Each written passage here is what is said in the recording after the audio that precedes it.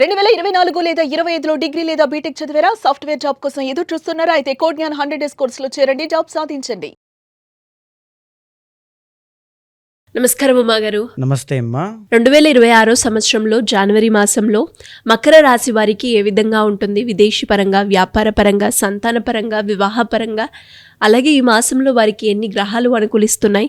ఏ సందర్భాల్లో జాగ్రత్తలు తీసుకోవాల్సిన అవసరం ఉందంటారు? తప్పకుండా అమ్మ. మకర రాశి వాళ్ళకి 2026 సంవత్సరం జనవరి మాస ఫలితము మనం చూస్తే కనుక ముందుగా వీరికి అనుకూలించేటువంటి గ్రహాలు రెండు అండి.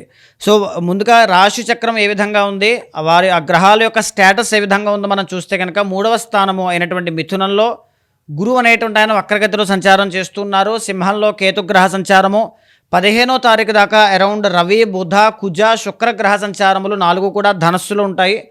మకర సంక్రాంతి తర్వాత 4 కూడా మకర రాశిలోకి అంటే జన్మంలోకి ప్రవేశిస్తాయి. కుంభంలో ఆల్రెడీ సంచారం చేసేటువంటి రాహు కంటిన్యూ అవుతూ ఉంటారు. మీనంలో శని అనేటువంటి ఆయన సంచారం చేస్తూ ఉన్నారమ్మ. ఈ క్రమంలోనే మకర రాశి వాళ్ళకి 2 గ్రహాలు మాత్రమే అనుకూలిస్తున్నాయి.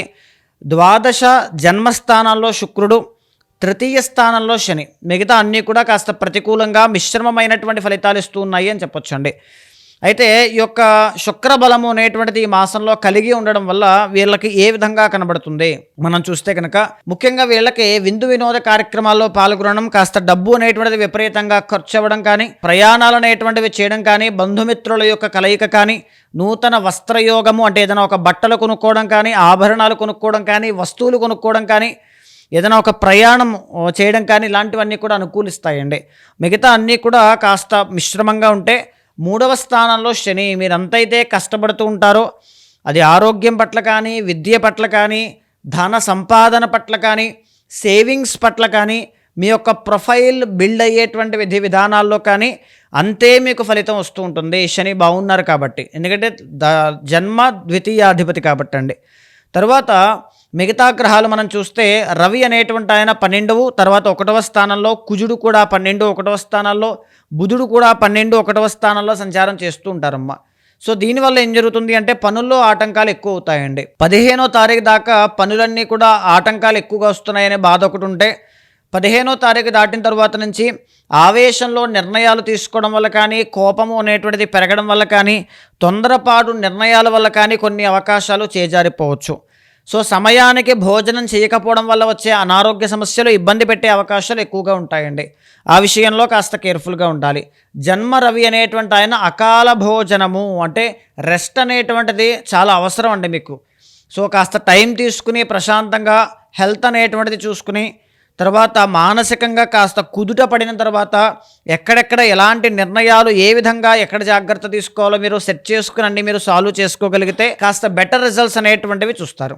ఆవేశము, కోపము అనేటువంటిది తగ్గించుకోండి, లేకపోతే కాస్త ఇబ్బందులు ఉంటాయి. ద్వాదశ జన్మస్థానంలో కుజగ్రహ సంచారాన్ని మనం గమనిస్తే కనుక రియల్ ఎస్టేట్ వ్యాపారస్తులకి సామాన్యంగా ఉంటుందండి. ఎంత కష్టపడినా సరే ఆ ప్లాట్స్ కానీ లేకపోతే ప్రాజెక్ట్స్ కానీ ఓకే అవ్వలేకపోవడం కావచ్చు, చిన్న చిన్న హెల్త్ ఇష్యూస్ కావచ్చు, కాంపిటేటివ్ ఎగ్జామ్స్ కానీ, లేదనుకుంటే కోర్టు పరమైన సమస్యలు ఉన్న వాళ్ళకి ఆటంకములు అనేటువంటివి కలుగుతాయి.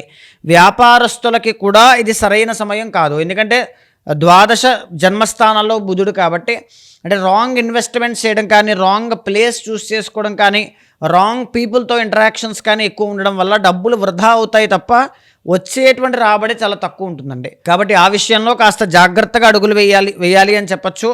అయితే ఒక్క మాట వాస్తవం అండి, ఎంత డబ్బులు ఎన్ని ఖర్చు అయినా సరే ఆ డబ్బులు రావడానికి ఫ్లో అనేటువంటిది, మనీ ఫ్లో పెరగడానికి మీరు చేసే ప్రతి ప్రయత్నం మీకు అనుకూలిస్తుంది.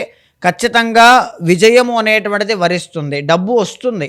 2వ స్థానంలో రాహువు నిలబడదు. అంటే 10 రూపాయలు వస్తే 15 రూపాయల కమిట్మెంట్ ఉంది కాబట్టే మీకు ఆ 10 రూపాయలు వచ్చాయి అన్న విషయాన్ని గ్రహించండి. సో ఆ విషయం చాలా ఇంపార్టెంట్ అండి. ద్వితీయంలో రాహు అనేటువంటి ఆయన ఉన్నారండి. విద్యాపరంగా ఆటంకాలు అనమాట.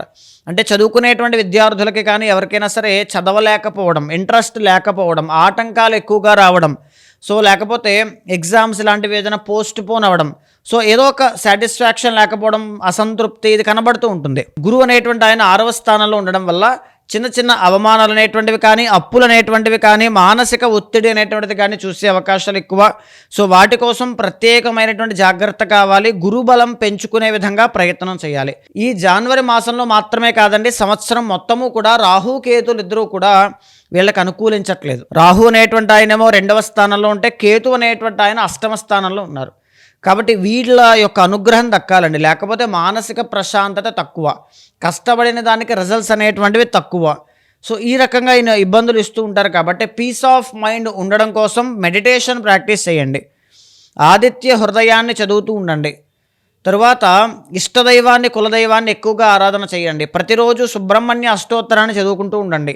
సో మకర రాశి వాళ్ళకి శని ఆధిపత్యం కాబట్టి ప్రతి శనివారము కూడా వెంకటేశ్వర స్వామి వారి యొక్క ఆరాధన ఎక్కువగా చేయండి, తులసి పత్రితో స్వామిని పూజించండి. సో దీనివల్ల ఏంటి అంటే మీకుండేటువంటి మకర రాశి యొక్క ఎనర్జీ ఆరా అనేటువంటిది డెవలప్ అవుతుందండి. ఏ సమస్య వచ్చినా సహజ సిద్ధంగానే వాళ్ళంతా వాళ్ళే సాల్వ్ చేసుకునే విధంగా, ఆ సమస్యలో ఎక్కువ కాలం ఉండిపోకుండా అక్కడే స్టక్ ఆన్ అయిపోకుండా ముందుకు వెళ్ళగలిగేటువంటి ఆ మెచ్యూరిటీ కానీ, ముందుకు వెళ్ళగలిగేటువంటి ఆ అనుగ్రహం కానీ దక్కుతుంది. సో మేజర్లీ ఈ యొక్క మాసంలో మిశ్రమమైన ఫలితాలు మకర రాశి వాళ్ళకి కనబడుతూ ఉన్నాయండి. సో తదనుగుణంగా జాగ్రత్తలు అనేటువంటివి పాటించండి. అలాగే ఈ మాసంలో వీళ్ళకి కలిసి వచ్చే రంగు ఏంటో మా గారు? ఈ మాసం వరకు మీకు బాగా కలిసి వచ్చేటువంటిది పింక్ కలర్ కానీ వైట్ కలర్ కానీ చాలా బాగుంటుందమ్మా. కలిసి వచ్చే నెంబర్ 6 అనేటువంటిది చాలా బాగుంటుంది. కలిసి వచ్చే వారం శుక్రవారం చాలా బాగా కలిసి వస్తుందమ్మా. ఇంకా ఎవరికైనా కూడా ఏ రాశి వాళ్ళైనా కూడా మీ దగ్గరికి వచ్చి వాళ్ళు ఏదైతే సమస్యను ఎదుర్కొంటున్నారో దానికి తగ్గట్టుగానే రెమెడీ చేసుకోవాలి వేదిక ఆస్ట్రాలజీ పరంగా అనుకుంటే ఎలా మిమ్మల్ని అప్రోచ్ అయ్యే ఛాన్స్ ఉందంటారు? గోచార ఫలితములు అంటే ఈ గ్లోబలైజ్డ్ ఫలితాలు అనేటువంటివి ఏ విధంగా ఉన్నాయో తెలుసుకోవాలనుకుంటే దానికి మీరు స్పెషల్గా వ్యక్తిగత జాతకం అవసరం లేదండి.